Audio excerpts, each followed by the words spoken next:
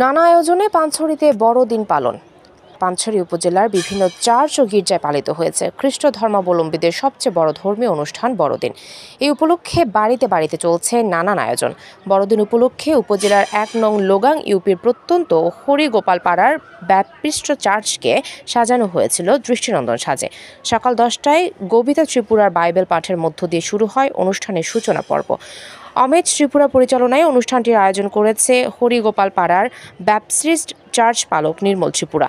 এতে প্রধান অতিথি হিসেবে উপস্থিত থেকে দিক নির্দেশনামূলক বক্তব্য তুলে ধরেন পালক মঙ্গল চাকমা। অনুষ্ঠানে কেক কাটার মধ্য দিয়ে নাচে গানে মেতে ওঠে স্থানীয় শিল্পীরা। শিশু শিল্পীদের নাচ আর গান অনুষ্ঠানকে করে তোলে প্রাণবন্ত। এ সময় আবাল বৃদ্ধ ও বনিতারা করতালির মাধ্যমে উৎসাহ প্রদান করে দারুণভাবে অনুষ্ঠানটি উপভোগ করেন।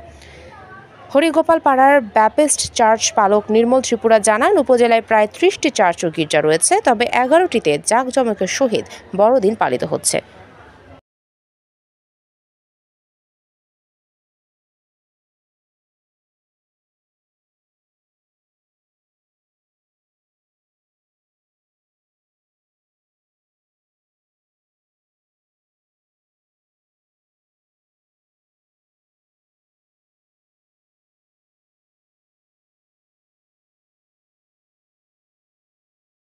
এবং ইনি সাবতেরা প্রভু এক সপ্তাহ বিভিন্ন কাম খাই প্রভু।